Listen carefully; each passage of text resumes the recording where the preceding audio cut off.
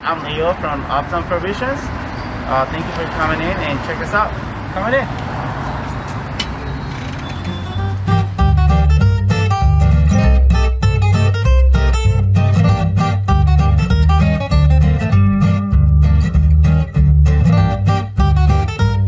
Hey guys, I'm Leo. Welcome to Uptown Provisions. We're going to teach you how to make our Uptown Margarita today. All you need is fresh limes, fresh orange juice, tequila, curacao, and Napoleon mandarin liqueur. We're gonna have a little bit of salt for the rim. The other half will not have anything, just in case you don't like salt. And as you can see, it's a very delicious cocktail. This is the products that we're gonna be using for to make the classic margarita. We're gonna be using the Morales tequila. It's a silver tequila. The Bravo orange curacao, and the mandarin Napoleon liqueur goes along with our house-made margarita mix. First of all, I'm going to prepare my glass. Do half of the rim with salt, just in case you don't like salt. You can always go with one side and the other one without. There we go. I'm going to build my cocktail into my tin. I'm going to use the Morales tequila, 2 ounces, 1 ounce of the orange curacao, and my house-made margarita, which already has fresh orange juice, fresh lime juice, and simple syrup.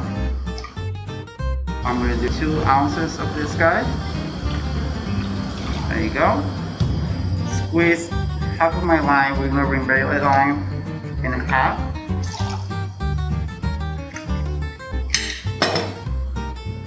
This is going to be a little garnish at the end.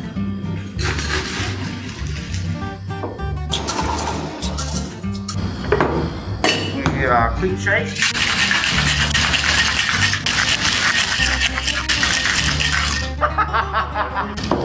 Okay, we're gonna double strain it on this beautiful glass. It's gonna be up. And see what you did with my lime? So that's gonna be my garnish. It's gonna have a float of the Napoleon mandarin liqueur. There you go. Enjoy our Uptown Margarita, guys. Come check us out, Provisions Uptown.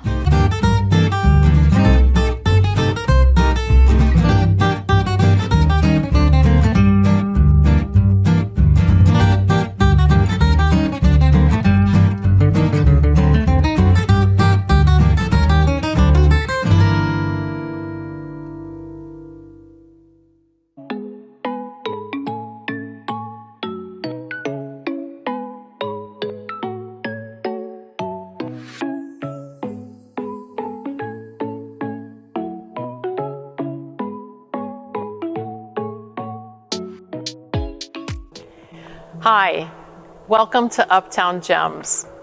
I'm Jackie Loewe. I chair the board of Uptown United. Uptown United has been around for over 100 years, serving the business community, community organizations, and driving economic development. We're very excited to have you here this evening. This is a little different than what we had in mind. We were planning on doing something in person, and then the pandemic happened. So of course, here we are all virtually. We've got a pretty exciting agenda ahead for you. For those of you who haven't been to Uptown very often, and those of you who have been, there's going to be something that's going to be a surprise and something worth sticking around for here as we continue to explore all of the Uptown Gems. I'm also a small business owner. I own a company called Sheridan Park Consulting. We do relationship building training within the architecture, engineering, and construction world. And I'm a 21-year resident of Uptown. Proud to be a part of this community, proud to provide services, and looking forward to having you explore Uptown Gems this evening. Hi, I'm Stephanie Foerster, owner of Ensemble Media, a strategic communications company located here in Uptown. I'm also the board chair of Business Partners, the Chamber for Uptown. And I first really got to know Uptown around 25 years ago when I volunteered as a French interpreter for refugees at the Kovler Center. And that experience just gave me a glimpse into how diverse and huge the world really is. 20 years later, I brought my business back to Uptown, just a few blocks over. And what I see is not just that diversity of ethnicity and race, but I also see this amazing variety of ideas that have turned into vital businesses and organizations that serve this community every day. And it's that diversity that makes Uptown a true gem. Hi, I'm Don Cortelyou, Vice President and Branch Manager of Wintrust Bank Uptown. I'm also on the planning committee for tonight's event, Uptown Gems. We chose Uptown as our newest location at 4800 North Sheridan Road because of all the treasure trove of neighborhood gems that have accumulated over generations. Wintrust Bank's mission is to engage in our neighborhoods and also to serve and enhance for their present and future. We are proud to support these organizations tonight as they guide us to a better Uptown. Hi, I'm Liz Deboni. I'm a Vice President and Business Lender for Wintrust Bank. Wintrust Bank aligns their employees in the communities that they serve. I live in Uptown, I work in Uptown, and I'm on the board for Uptown Chamber. Wintrust Bank is a company I'm proud to work for as they are committed to the future and the preservation of this community, and I'm proud to be a part of it. Thank you.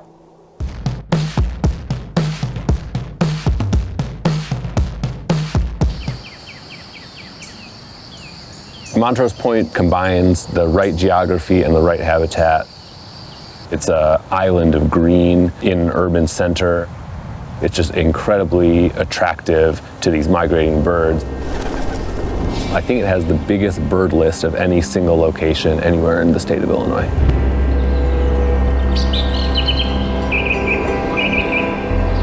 My name is Josh Engel.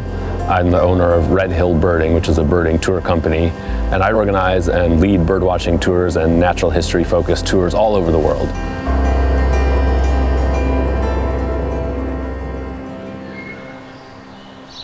Typically when people come and hire me to take them birding, I would start right at Montrose.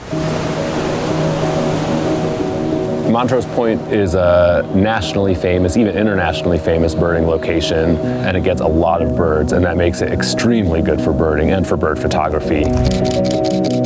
We're talking about birds that may be migrating thousands and thousands and thousands of miles, so they may be migrating from northern Canada all the way to South America. And so to be able to find an oasis like Montrose Point can be critically important for them. You know, you come from the very busy city, you get to the entrance of the bird sanctuary and you step inside and it's much quieter.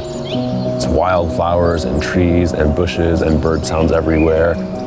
You know, it's amazing to think of this little spot in our city in Chicago linking this huge geographic span for these birds. I think it's a great showpiece for the city.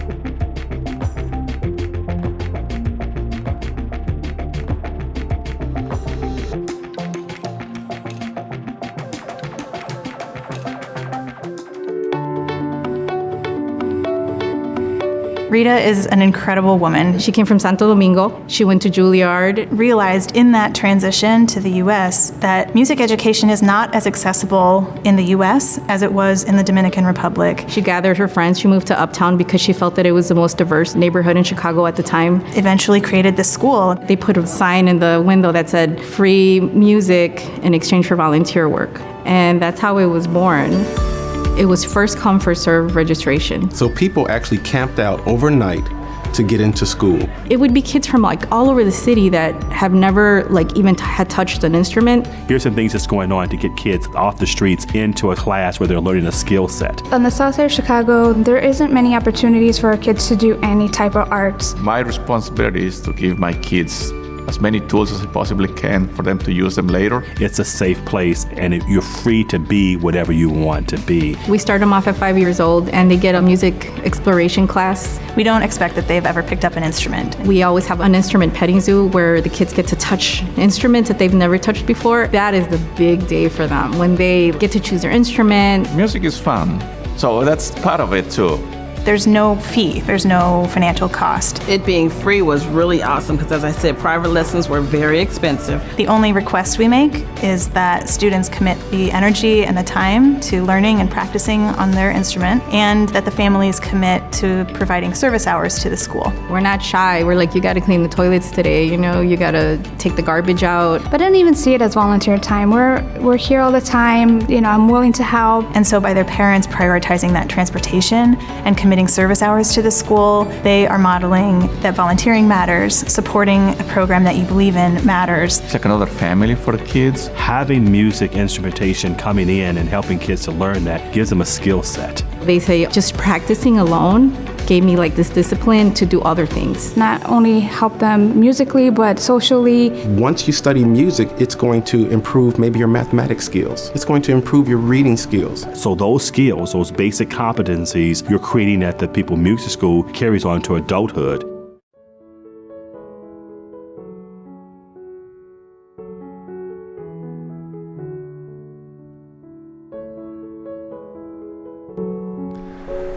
So in keeping with the theme of Uptown Gems, which I think is really cool, and there are a lot of them in this neighborhood, I think Rita, she would be tickled to know that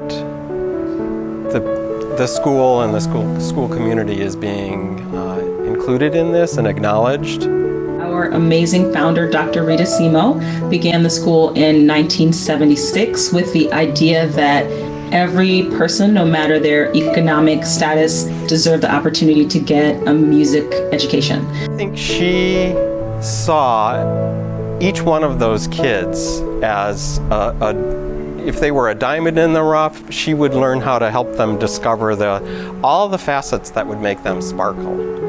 She just had that gift. In 1976, she had enough money to rent an old beauty parlor, enough for 1 or 2 months rent, and found a church. And the story is started pushing a piano down Broadway, made some police officers get out of their patrol car and help her push this piano to the beauty shop, and that's how she started the school.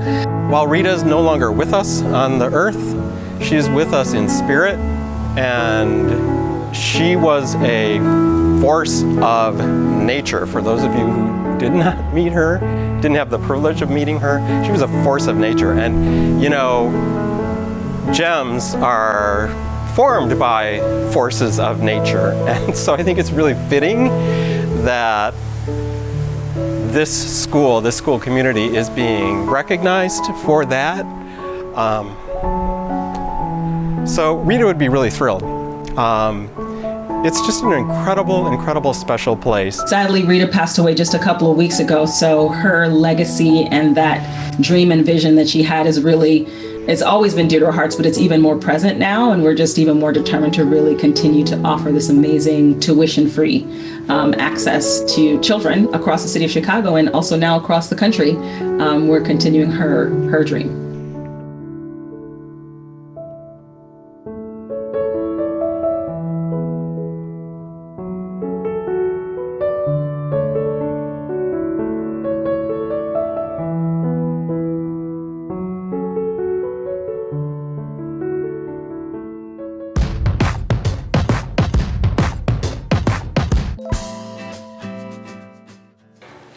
Graceland was formed in 1860 as part of the rural cemetery movement. This was a movement that focused more on the nature and the beauty of the cemetery rather than the typical graveyard aspects. This followed in similar form to cemeteries such as Mount Auburn in Boston, Laurel Hill in Philadelphia, and Greenwood in New York. Cemeteries were idealized at the beginning of the rural cemetery movement as beautiful nature parks. Focus was put on more landscape features such as winding curved roads, naturalistic landscape beds, and plantings throughout the cemetery. Much of the original founders' intent is still apparent in the design features that you see today. Graceland Cemetery is definitely one of Uptown's gems. Let's take a look at some of the hidden gems inside of it. Sure, the Gold Coast has the Newberry Library, but in Uptown, we've got Mr. Newberry. And according to urban legend, he was buried in a barrel of rum. Sometimes Uptown's history is a little bit hidden. Behind the ivy here is a portrait of Dr. Brainerd, the founder of Rush University.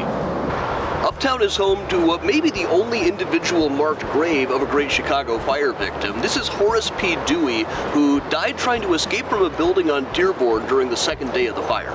A lot of Underground Railroad workers chose to be buried here at Graceland Cemetery. You wouldn't know just from looking, but this is a whole plot full of refugees who escaped from slavery and the guy who helped them do it. Among the abolitionists at Graceland is Dr. Ernst Schmidt, who went on to be the most respected anarchist in town. His monument was designed by his son, an architect who also designed the mansion for William Wrigley Jr. There's even a lot of legal history here in Uptown. Judge George Manier helped find loopholes in the fugitive slave law to help people escape. I am a docent for the Chicago Architecture Center, and I give tours here at Graceland Cemetery. One of the tours I give here at Graceland Cemetery is Women of Influence, and we highlight the contributions of women to the city of Chicago. One of the most noteworthy women on this tour is Mary Richardson Jones, an African-American woman born in 1819 in Tennessee.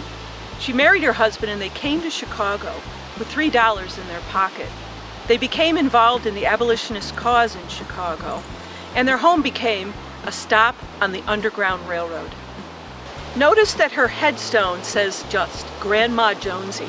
That's because she was such a mentor and a savior to hundreds. Mary's husband, John, was also an important figure in Chicago. He was the first African-American man elected to office in Cook County as a Cook County Commissioner. Behind me here is the sculpture of Eternal Silence. Now this was made by Loreto Taft in 1909, and it was made to commemorate the life of Dexter Graves, who was an early settler of the city of Chicago. Now there is a local legend with this statue that if you look into its eyes, you will see how you will meet your end. I don't know if that's true or not, but if you would like to try it out yourself, you can always come visit Eternal Silence here at Graceland Cemetery. So this is the Schoenhofen Mausoleum, and this was made by architect Richard E. Schmidt in 1893 for Peter Schoenhofen and his family. And it's a very eclectic mix of Egyptian iconography and Victoriana. You have the shape of the mausoleum itself, which is in a pyramid straight out of ancient Egypt.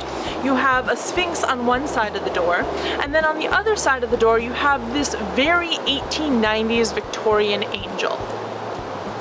So as a historical cemetery, we have a lot of archival information in our cemetery vault. Typically when you come to a cemetery, you're just looking for where the person is buried. But because of Graceland's extensive historical documentation that we have, we can likely offer you more information on your family, details about them as a person or connection to your family that you may not have known. We're able to tell you not only whether someone is buried here and where they're buried, but we can sometimes also tell you the cause of death. We may have documents on that individual during their lifetime. We can also tell you when they died, when they were buried, and where they lived. Graceland Cemetery has thousands of mature trees. The canopy spreads anywhere from 40 to 60 feet. There's some real gems in here, and every time I walk through the cemetery, I seem to find something new. There's a lot of unique large specimen grade trees in Graceland Cemetery that you're not going to see outside. In particular, there's a couple very large Kentucky yellowwoods, 40-inch diameter and bigger.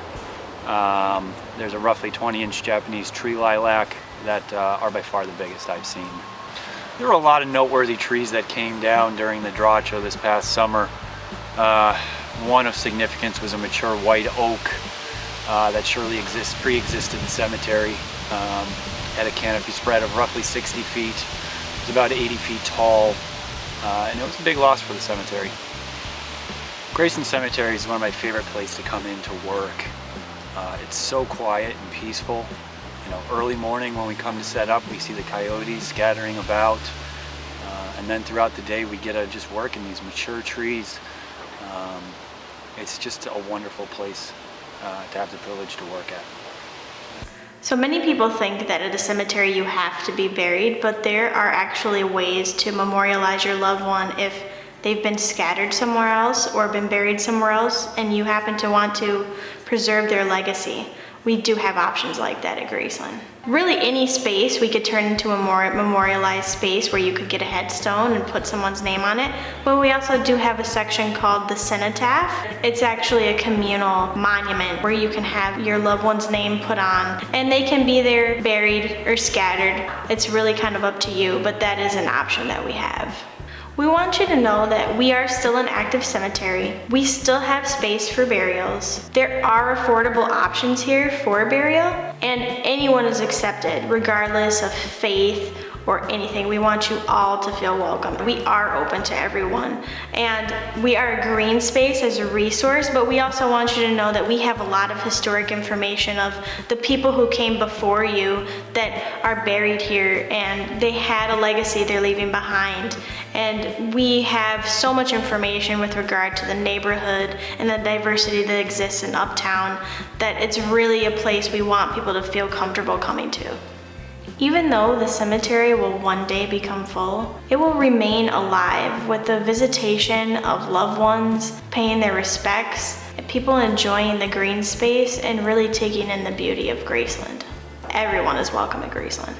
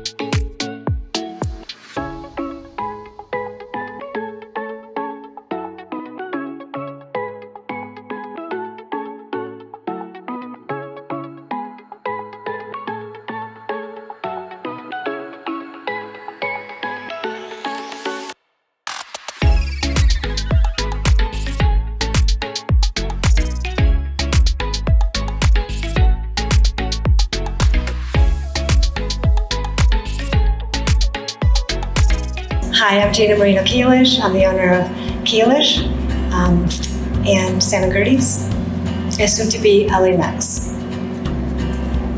And I'm her husband, and first employee.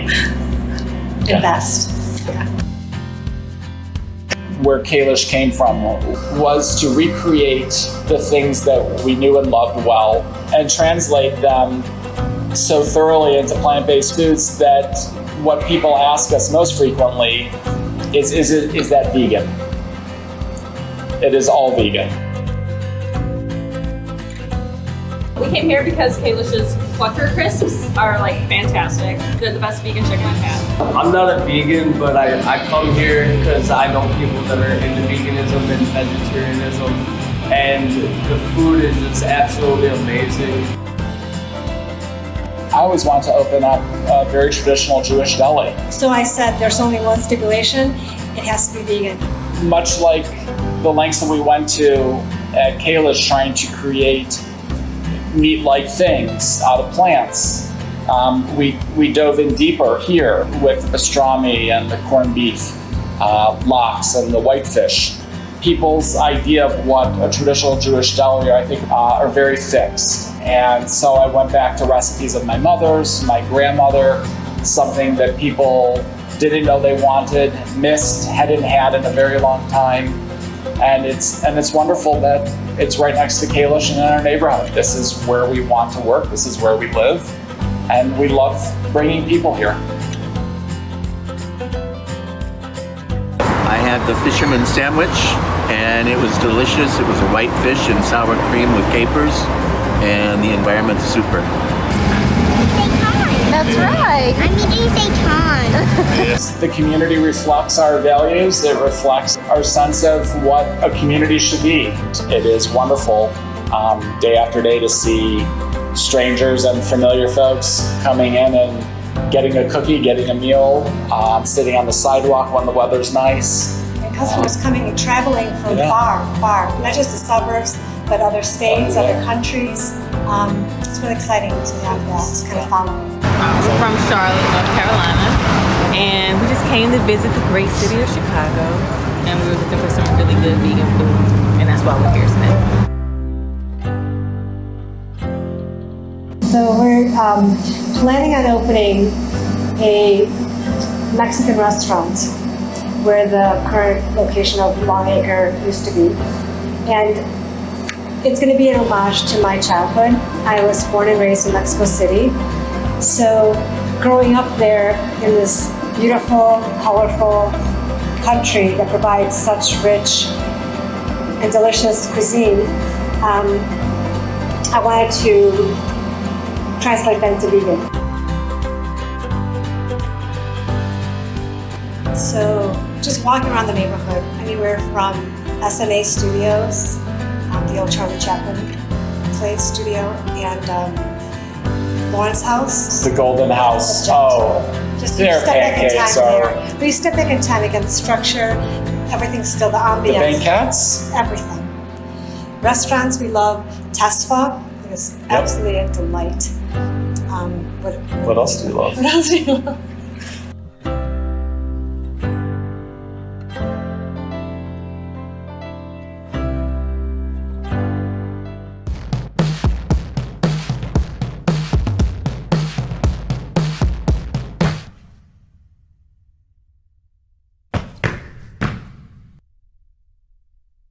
Kuumba Lynx Production Ensemble produces original edutainment, education and entertainment.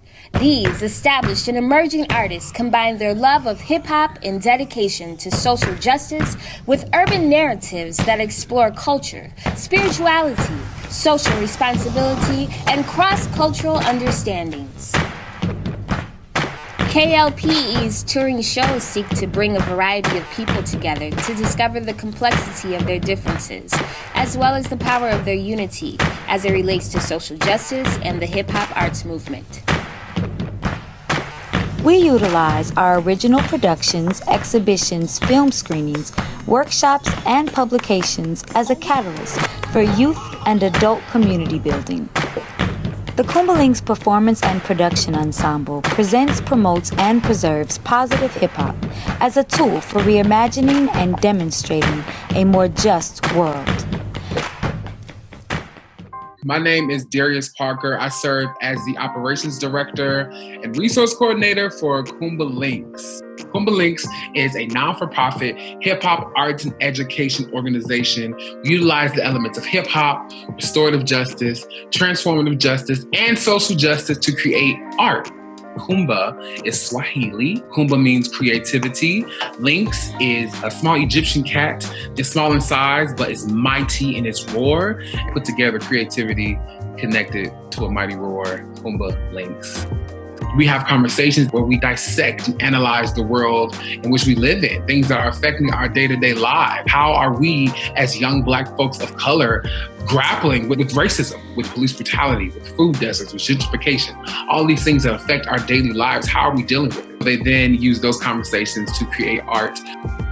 Kuumba Lynx was founded in 1996 by 3 women, Jacinda Bully, Jaquanda Villegas, and Lady Soul, who saw a need in our community for a space for young Black folks, young folks of color to get free. Jacinda and Jaquanda were Uptown residents. Uptown has such a unique history and such a beautiful connection to movement building, to resistance, to the Black Panther Party, right? So they've grown up around organizers. They've grown up learning and understanding the rhetoric that it takes to be a grassroots movement, to be an organization. So they were getting the tools at a super young age. There was no better place to birth Kuumba Lynx.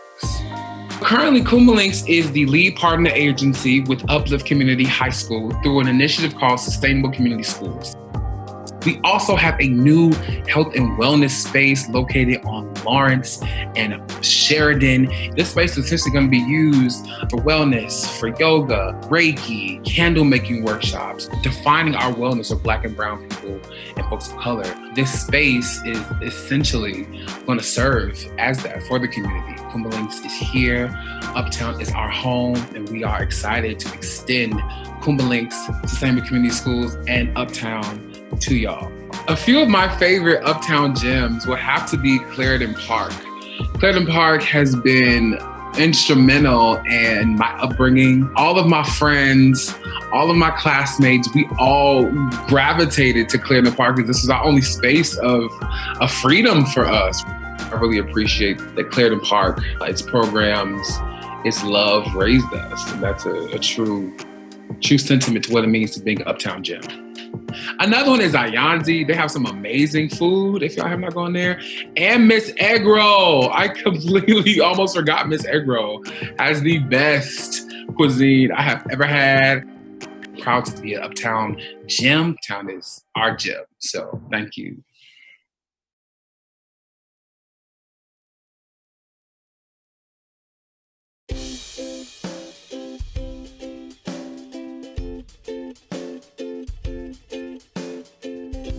U as in unmatched.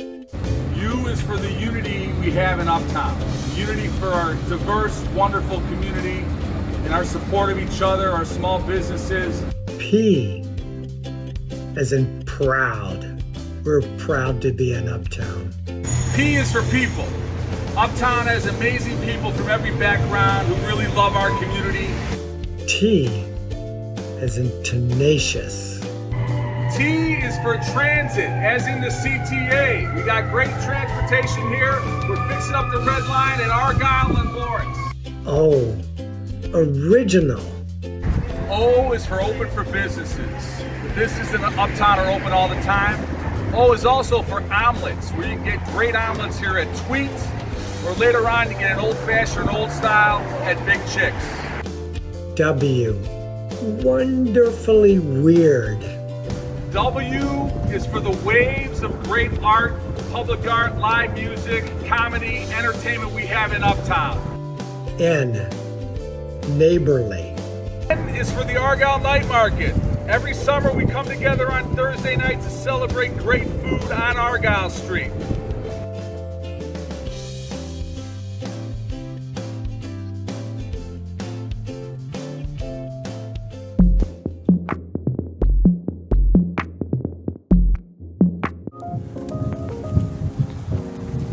Hi there, I'm Hawk Tran, staff member of Business Partners, the Chamber for Uptown, and today I'm going to be talking to you about the Roots of Argyle mural.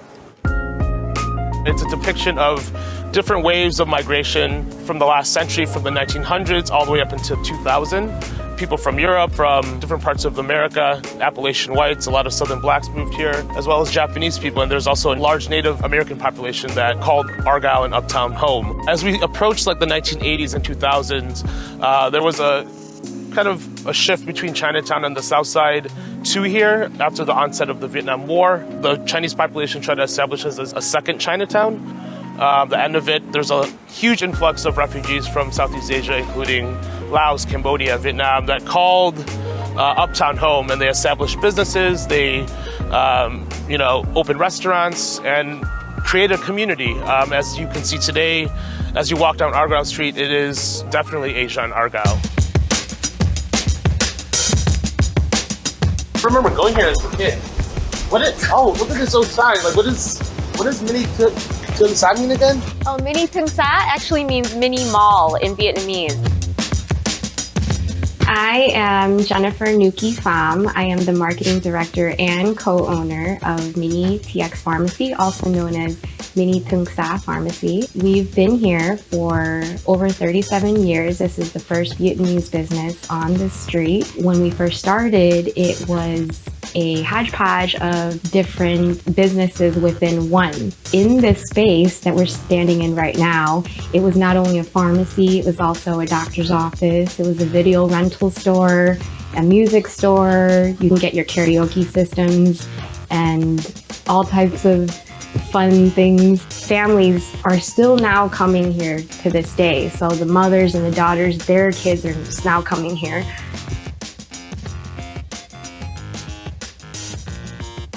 So here we are at Viet Hoa. I think it's one of the oldest grocery stores in the area. Like, it kind of looks exactly the same. Also, Cần một người giúp việc. If y'all looking for a job, they're hiring. If you want to start building your Asian kitchen, you could come to Viet Hoa and they literally have everything. If you like your spring rolls, you can make it yourself. This brand is especially good, especially if you want to build up your pantry. You got to get all the sauces. Pad Thai sauce, sweet chili sauce here, sriracha.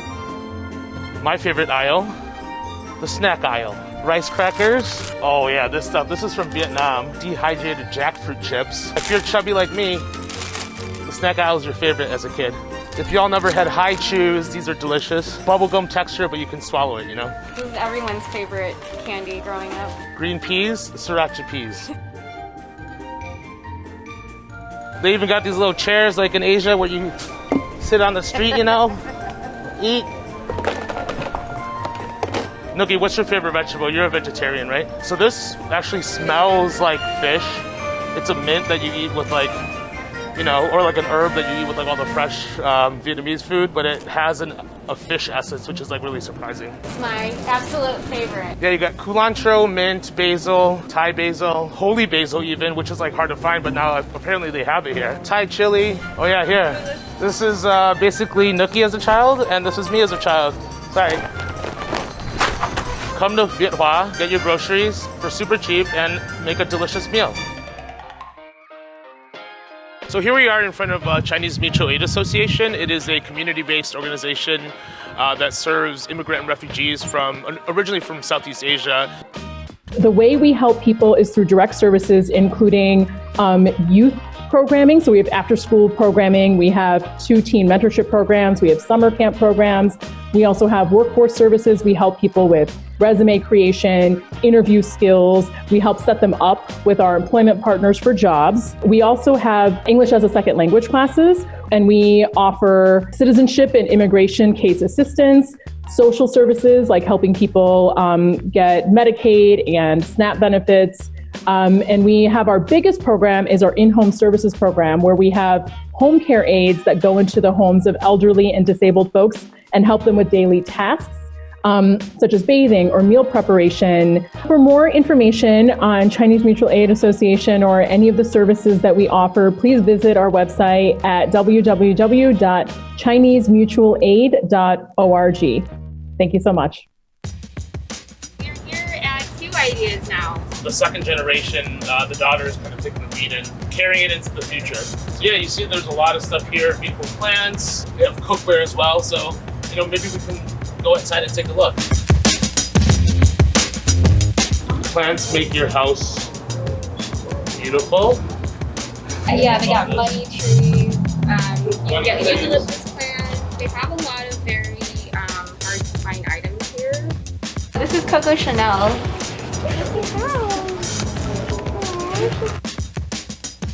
Oh, this is where you can get different cookware. You can have a wok. Get your wok, get your cooking in here. These are the metal chopsticks. These are really great for if you're grilling. Both Jennifer and I, we have similar stories. Our families are both from Vietnam as refugees. They were part of, kind of the growing Vietnamese community here. I think that both Jennifer and I, we are kind of carrying on that legacy of our parents, of what they've contributed to this community with what we're doing today. Jennifer is taking over her father's pharmacy, and for me, I've worked for various nonprofits within the Argyle community, but also together we actually do something outside of that called Hai Bayo, which is kind of an initiative, kind of nightlife, art, music, entertainment type of thing that is trying to kind of draw culture back within the second generation.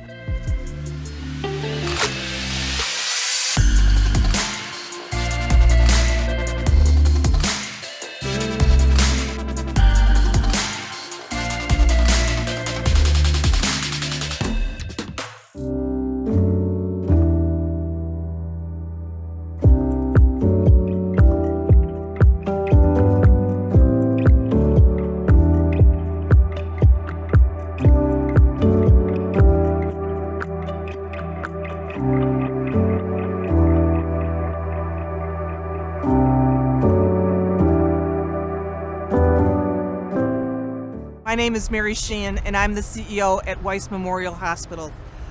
The Weiss team have all rallied to respond to this once-in-a-lifetime crisis. They have risen to the occasion.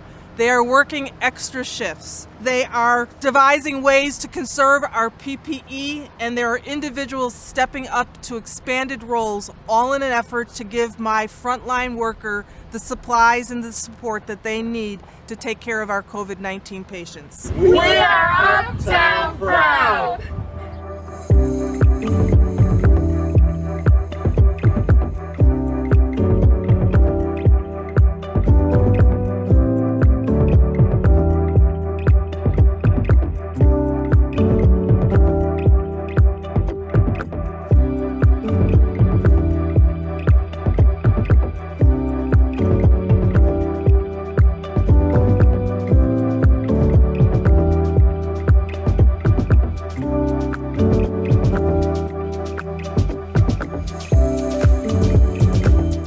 I am Kelly Chang. I'm the general manager here at Wah BBQ, located at 5039 North Broadway in Uptown Chicago. We moved up here officially about '87, and we were in our Argyle store for about 23 and a half years. It was mostly mom and dad, along with their partners, that ran the store originally. 12 years ago now, myself, my brother, and my youngest sister took over the reins. Today, we've moved into our current location here on Broadway. And between the three of us and our parents, we're the ones who run the restaurant now. Here at Wah BBQ, our menu is so diverse. You will find all kinds of different Hong Kong style food, from traditional banquet food to street style food, anywhere from crab meat and fish maw soup to tripe to wonton noodles. Very simple or very complicated dishes you would be able to find here at Wah. The most famous item on our menu is the Beijing duck dinner. We firmly believe that Hong Kong style food, and Cantonese cooking in particular, is the best Chinese food you will find anywhere else in the world. Traditionally made Peking duck just didn't do it for me. Because of my own personal experiences being totally horrible eating that stuff in Beijing, I came home and told my dad, "Daddy, everyone says that Beijing duck in Beijing is so delicious." He goes, "Well, what did you think?" It sucked. It was terrible. Well, why? I felt like I was eating wet newspaper wrapped in cardboard. It just wasn't flavorful at all. And he kind of chuckled, and many years later told me the reason why I didn't like it at the time was really because I grew up on Hong Kong style roast duck. Very powerful flavors, super intense 5-spice, especially anise flavor, bean paste. Someone pointed out and said, "Hey, you guys could do that." Everyone kept talking about it. We were joking about it. And then one night it happened to just be Mike, Laura, and myself. I said, well, what do you think? Being from culinary school, automatically Laura says, well, what if we change this? It could work. My brother said, well, you know me, I'm mostly brawny, not so brainy, so you figure out how to sell it, I'll cook it. I can do that. Okay. We said, well, if you do this, I'll do that. Fine, I dare you. Okay. First weekend, we had a handful of reservations. After seeing one reservation get their duck, the entire room decided they wanted duck too. Since then, it has become something that we regularly do. And again, it's become the big elephant in the room that everybody knows about, and apparently garnered the attention of the James Beard America's Classics Committee. If we didn't have our dad and our mom and their partners really build up and say, this is the way to do it, and stand firm, and then kind of lead us to say, yes, your thinking is right. You do have to change your food to suit the tastes of your client base without losing your identity. Then you have a quality product. And if you can make this quality product consistently, someone's going to notice. I think that Sunwa is an uptown gem because we are a family, not because just as the owners we're a family. Our customers consider us family, we consider them family. For us personally, family is a big deal and community is a big deal. And I think one of the things that makes Sunwa really a gem is that we are part of the community. Well, I have a lot of actually favorite things about Uptown that I like. Besides the community, obviously, the biggest draw is the lakefront. We are right on the shore. You can take a walk, you can fly a kite. We've tried. As kids, we've tried, although that never went well. I don't know why. We can barbecue there. We've certainly done that a lot of times with our family and our cousins. And then really it's the events that are around Uptown that are favorites, whether it's Pride Parade or Lunar New Year Parade, or even Night Market for us. You know, all the events that happen around Uptown are fun and they're exciting. And they only happen once in a while, like once a year, and they only happen here. So those are things that really make me want to do more for the community sometimes, because those are things that I can help make happen. So those are really more the favorite things that I have.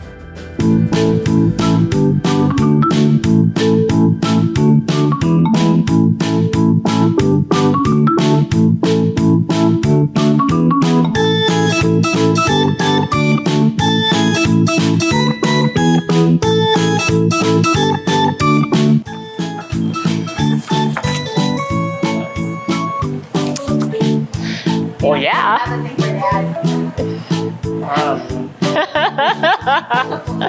It tastes the same. Oh, yeah. No, no. Oh, gotta be.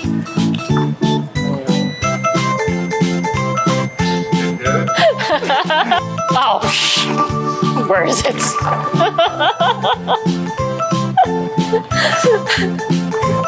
No. That depends. Are we talking starving to death or going crazy? Answer however you like. Well, in that case, then it has to be starving to death. Survival friend.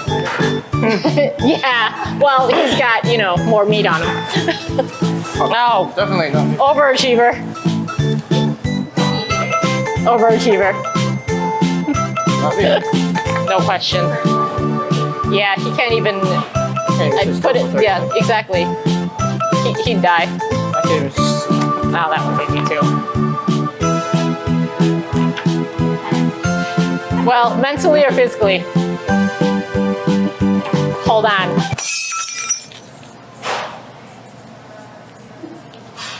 It's subjective. Subjective. But no, we know. I'm going that way.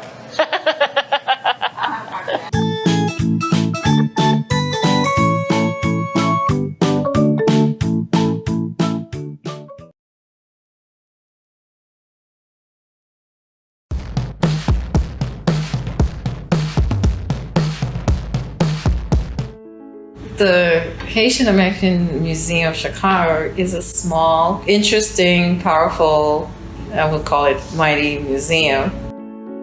We celebrate and uplift Haitian American, and the Haitian culture in general. It's an amazing space for education as well. We welcome all cultures and all walks of life. We are so proud to know that we opened this museum as the first ethnic African diaspora museum that really opened the doors for other nations from the Caribbean, Africans, and also the Latin Americans. Our mission is to be an open door, to be a gathering place for everyone.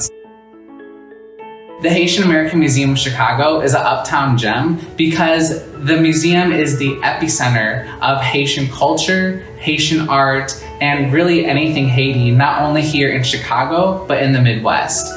I'm originally from Haiti. I was born in Haiti and came as a young child with my mother and my siblings to New York in 1966. When I visited Haiti, I was astonished about how the real poverty in Haiti, and it affected me so much that I said that I needed to do something in return to the country as a Haitian person. The museum was the kind of the idea that came up because you could teach about Haiti without imposing your ideas on people. And museum does that. So people will come here and look at the images and they will feel something and have a sense of change. We have two parts to the museum, a temporary exhibition and a permanent exhibition. In the permanent exhibition, folks can learn all about the history and culture, very traditional things about Haiti. And in the temporary exhibition, which we switch every single quarter, we'll either be highlighting a Uptown or Chicago native artist or a Haitian artist in our space for about 4 months. We're also a really great space for education. We love partnering with different organizations here in the community, not only to strengthen us and what we do here, but then keep the community alive and vibrant and make sure that the Haitian culture is represented in Chicago. So I never collected art actually. I wasn't a Haitian art collector, but my sister was. And so one of my favorite pieces, one of her pieces of her collection. The reason why I like it is because it's a beautiful piece where, anybody will navigate to that piece, but it tells a story. And the story that it tells is that for the most part, Haitians live in a very natural environment. And so by the river, they use the river, they use the tree, they use everything else with nature. It's a teaching moment for people. And to change the narrative so people understand that what they hear in the social media or in the media is not actually what actually happens. Our current exhibition at the Haitian American Museum of Chicago is titled Timon Ayati, which translates to Children of Haiti in Creole. The 19 pieces are from the Waterloo Center for the Arts, and they're on loan with us here at the museum until the end of the year.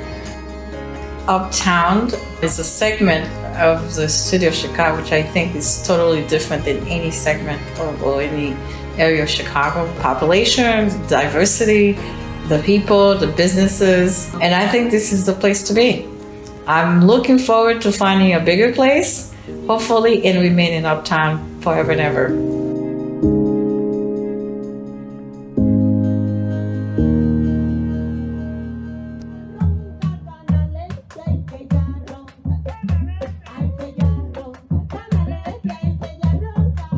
Haiti is located in the Caribbean. What does Haiti mean? The answer is B, land of mountains. In 1804, Haiti defeated a European country and became the first Black republic in the world. What country did Haiti defeat? The answer is B, the French. Who was the first non-native resident from Haiti that settled in Chicago? The answer is A, Jean-Baptiste Pointe-du-Sable.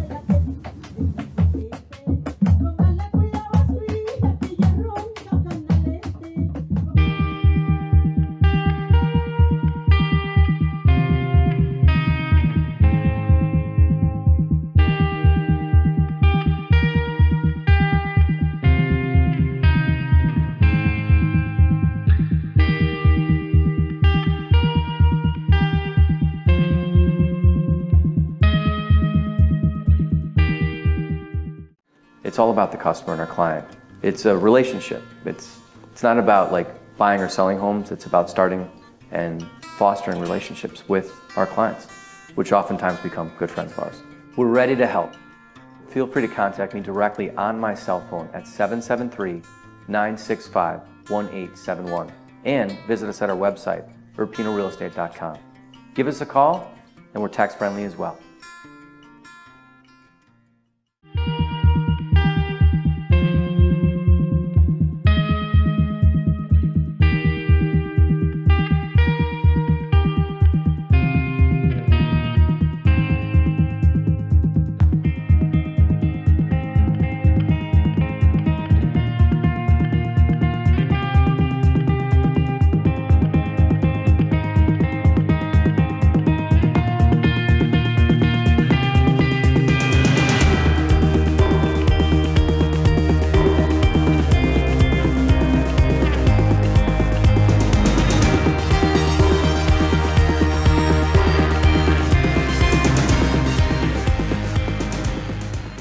Hi, I'm Alex Walking. I sell real estate with Keller Williams Realty, and I'm a Buena Park resident. And today, I'm going to show you the Uptown Gem of Hutchinson Street. Let's go!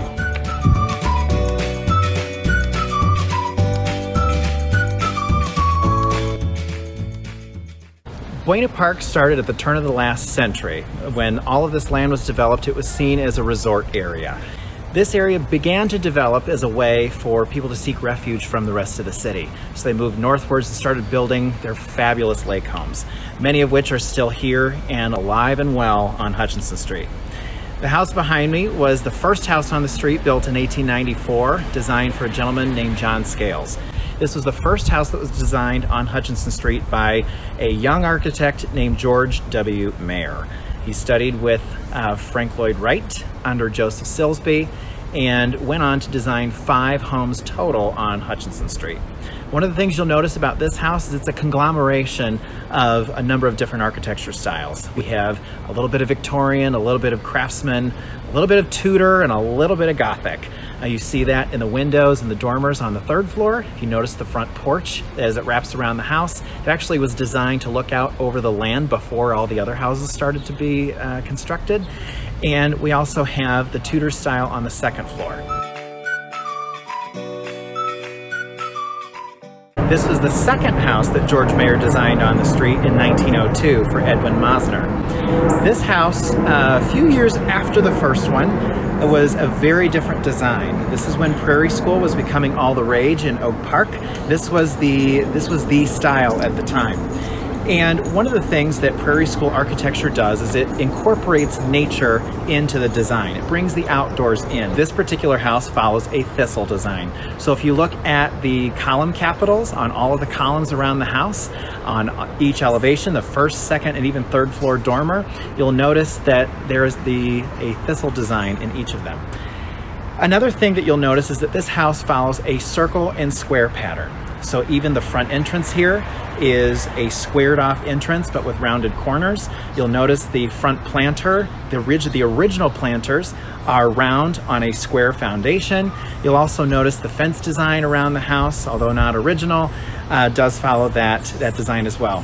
And last but certainly not least, the signature and staple to this house are the grounds. The grounds were actually designed by Jens Jensen, famed landscape architect. One thing you'll notice is as you stand at the front of the house and look out towards Clarendon, you can't see anything. And that's because it was designed to feel like you were in a meadow. There's nothing but a line of trees. You'll also notice that the curves in the design give you a feel of movement, of water, make you feel like there's a meadow, there's a stream in the middle of a meadow.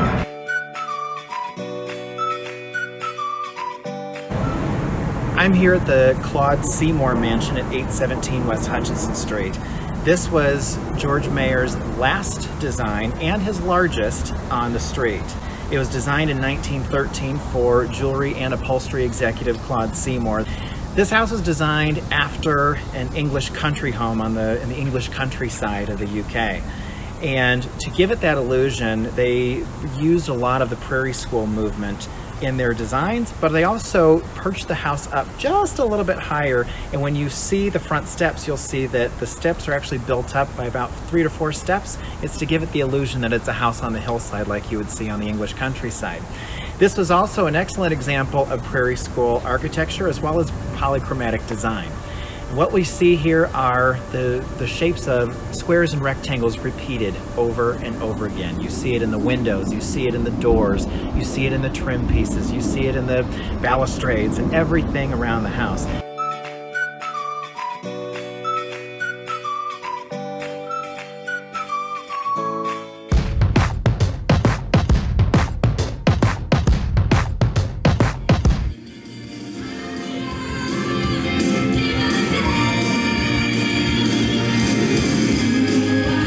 I'm Jim Flint. I'm one of the co-owners of the Baton Show Lounge. I started the bar 50 years ago, and then about a year and a half ago I joined with a partner, Christoph Servatza. And the Baton is known around the world as probably one of the top, if not the top, bar in the country and the world for female impersonation. Well, I was downstairs, downtown, and it was very pricey, and the area was changing. I was thinking about going out of the business, and my choreographer, my show lives a block from here, and he said, "Oh my God, they just locked up the theater." He said, "You should see if you could get it." So we made a call that night to a friend we knew, and on Monday we had negotiations going, and here I am. And I wanted to be in Uptown because I live on Marine Drive and Foerster. But many, many years I've lived at Dayton and Montrose. And when Jerry Orbach was the alderman here, I was one of the officers of the 46th Ward for many, many years and did all the fundraising for the ward. So it was like coming home. And I think right now a lot of people don't realize it, but I think Uptown is going to, in a couple, 2 or 3 years, is going to be the hottest area going. You know, I've had so many entertainers come and go through the years, and of course I run the Miss Continental pageant also, which gives me the top entertainers from not only here, but we have a contest in Europe, Puerto Rico, Canada, Hawaii, and whatever. So I do get the very, very best. We had Candace Kane that went on and did Dirty Sexy Money with William Baldwin. Alexandra Billingsley worked for me for about 12 years. You probably know when she won the Golden Globe a couple years ago for Transparent, and she was starring on Broadway in Wicked until Broadway closed down recently. So those are the entertainers that got their niche from the Baton, and it just has been a constant thing of not only them going and coming through, but the many, many movie stars that came to the Baton, and singers, and vocalists, sports figures.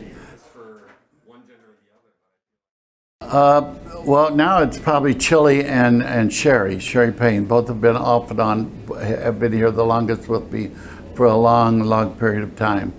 And they've been loyal, and I feel they've got their niche here, and they've built up their fan base.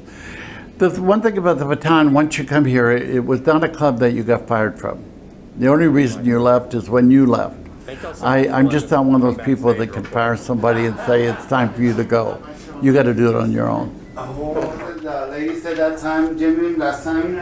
The Baton, politically, I got involved. I was the first gay to run for office in Chicago, and I was ordered to meet every other politician I could think of, and I was invited to both Bill Clinton's inaugurations, and I don't think that would have happened if I hadn't been known from the Baton. I think basically over the history of the Baton, and even now, it's the diversity that we bring. It's the many, many people, I mean, black, white, Spanish, straight, gay. We mix it with everything. And years ago, Harold Washington said we were the melting pot of Chicago. And that's truly what Chicago is. Our people here, we have black people that work here, we have Latinos that work here, we have whites. We're just not, we don't, you know, it's a family of everybody. And that's what I like about the 46th, 47th Ward, 48th Ward. It's such a diverse ward. And I think that's good for people moving along in their life. They live in a diverse group like that. Everybody always asks why the baton is the baton, the name of the baton. I was a drum major in high school at Peoria Emanuel. I was in the Navy band, and when I first started working drag, I did a roller skating number where I twirled the baton, and so that was the only name we could use, the baton.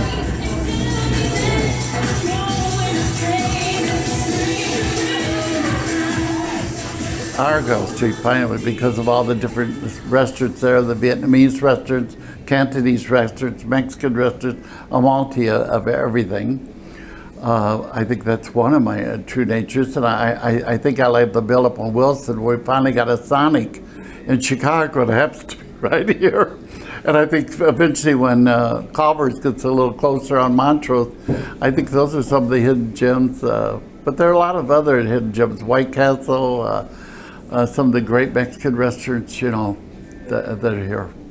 Oh, I think for a gay, one of the other things, Jim, I think is Big Chicks. In our neighborhood, they got great food, and they're another one that brings the diversity to the area. They have a multi-clientele of everybody. They don't care who you are and what you are, as long as you're comfortable and you're a lady or gentleman in their place of business. And I think that's great.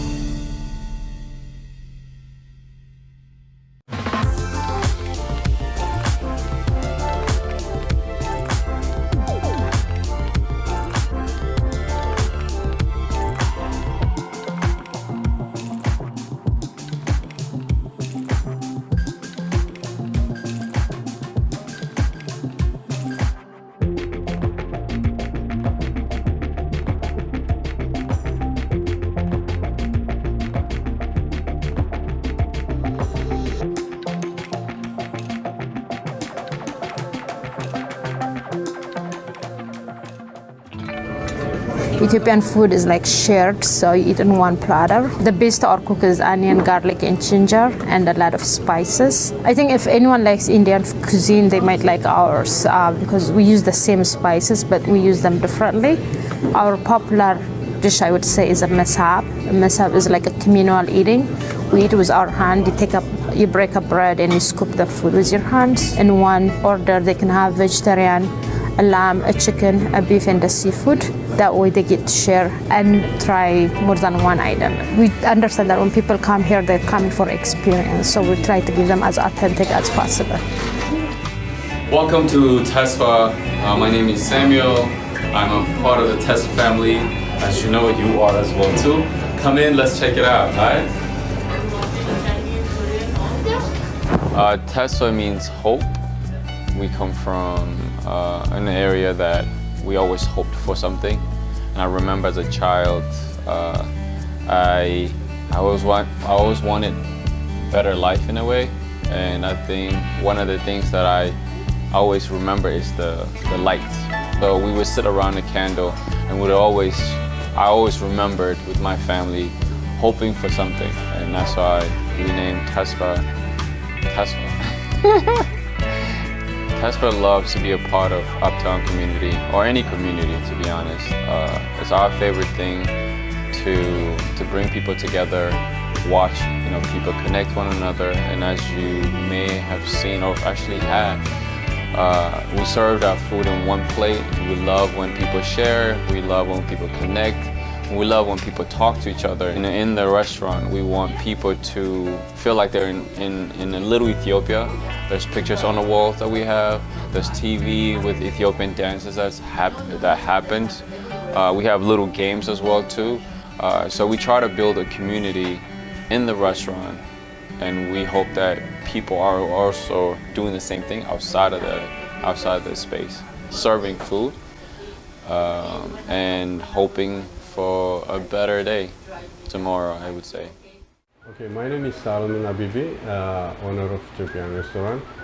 We run the restaurant with my wife, Salamorit Abibi. She's a chef, and we have to bring the good Ethiopian dish, authentic dish, and we are more concentrated on health, and people eat our food and feel good, feel healthy, and feel happy. Yeah, when they first come here, I talk to them, they'll tell me, the first time to taste Ethiopian dish and explain about our exceptional bread, teff injera or teff bread, what kind of nutrition it has and why we are consuming it, for the last 3,000 years in Ethiopia. Oh, this is a gluten-free, 100% gluten-free, and very healthy. And it packed, there's a lot of nutrient in it, and it's very important people to eat our injera. When I came to the United States 30 years ago, and I was reside in Uptown, this is my hometown, so I'm very comfortable with the people and the area. So that's why I opened in my neighborhood my first business and a butcher shop. So we are happy with our neighborhood, with our customers. So we are keep doing our business in Uptown.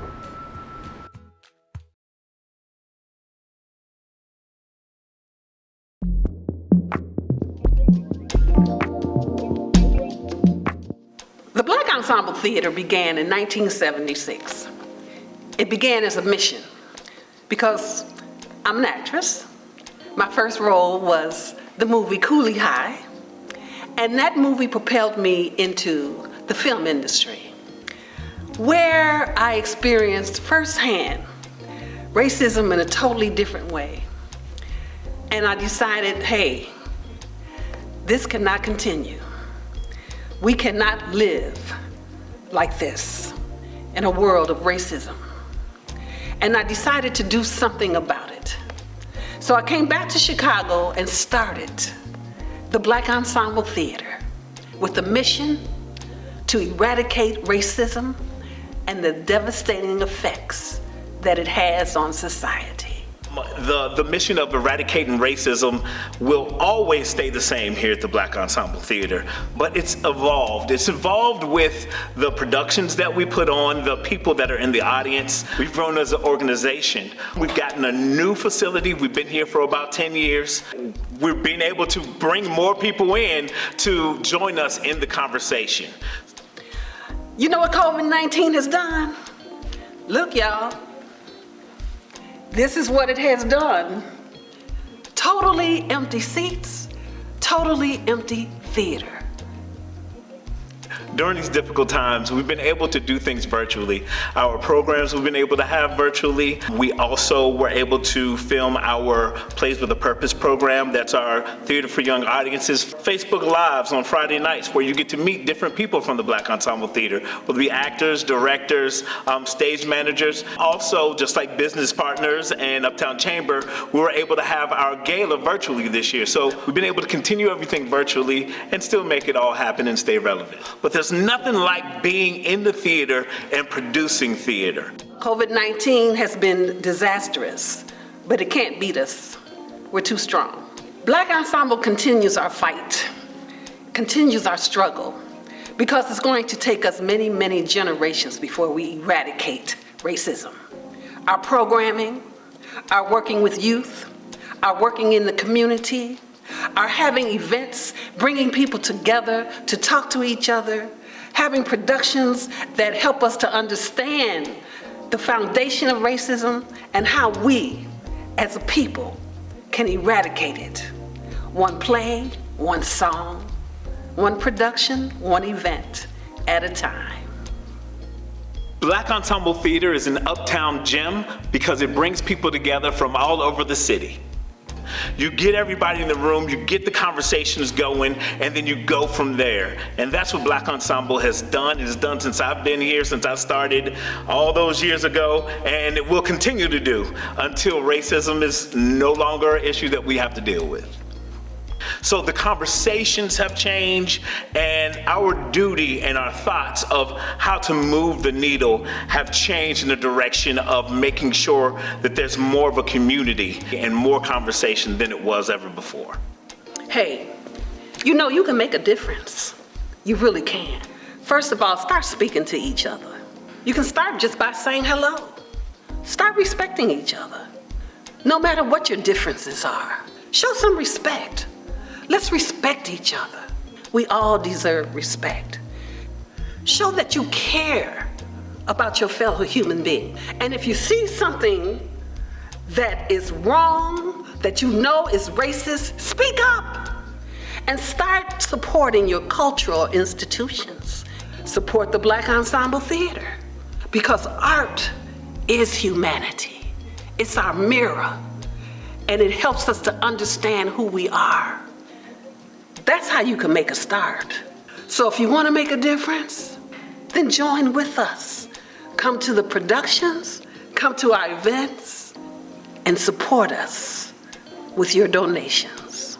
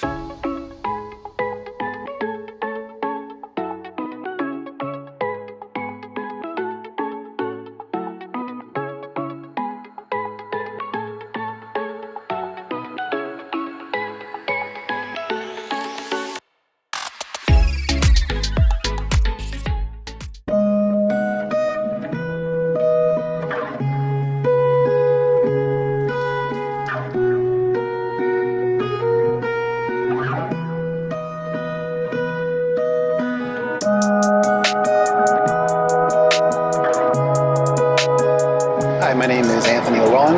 I'm a Chicago-based artist and muralist, and I'm here in Uptown working on the Reservoir mural wall.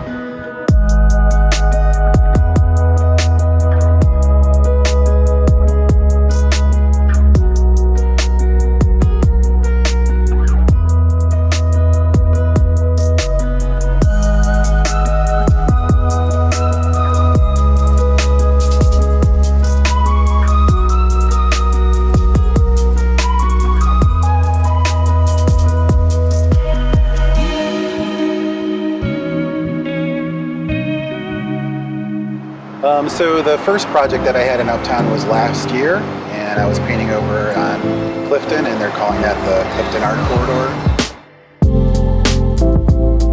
I'm Justin Weidel. I'm the Director of Neighborhood Services for Uptown United, and I'm responsible for a lot of the work that's happened here on Clifton Avenue. Just about a year ago, we started with our first mural on the Cornerstone building. Stephen Teller did that beautiful mural, and just in the past year, we've added 24 additional murals to this one-block stretch of Clifton Avenue. So right now, it's one of the largest collections of street art in the city of Chicago. And I think the biggest thing about the artwork, it has really changed the atmosphere. It really gives us an opportunity to connect with our community that we've never really had a chance to.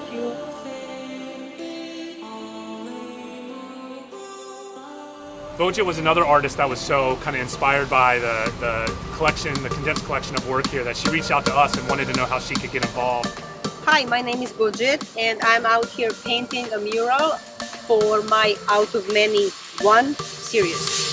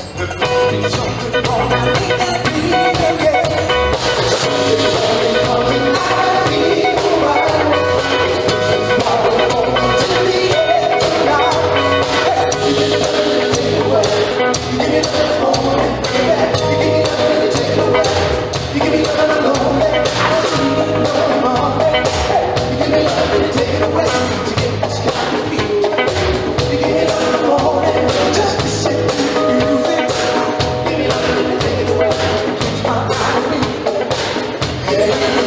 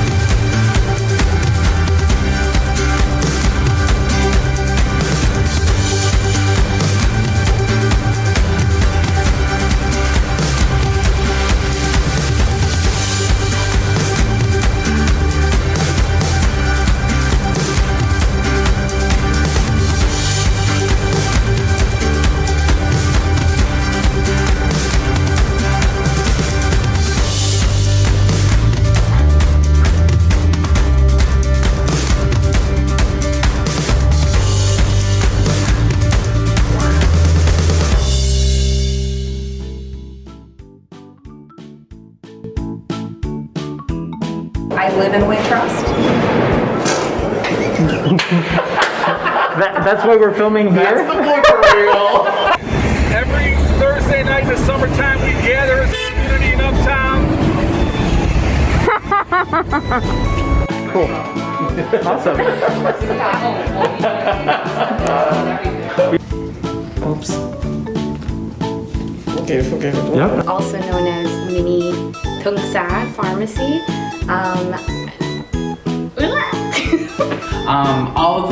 Although, yeah, okay, there's that.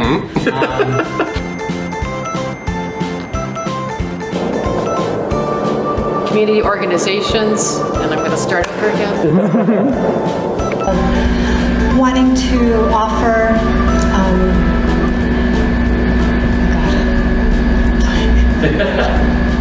He's gonna edit this. Yeah, I know. The very simple wonton noodle soup.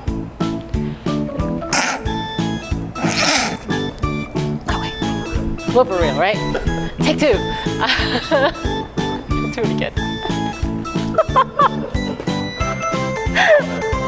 Oh, now I I can't do it. Oh no. It's gonna annoy me now. Pretty much everything here is home cooked food. Mom, aunt, brother. Why you do that when I was in a good role? I was in a perfect role.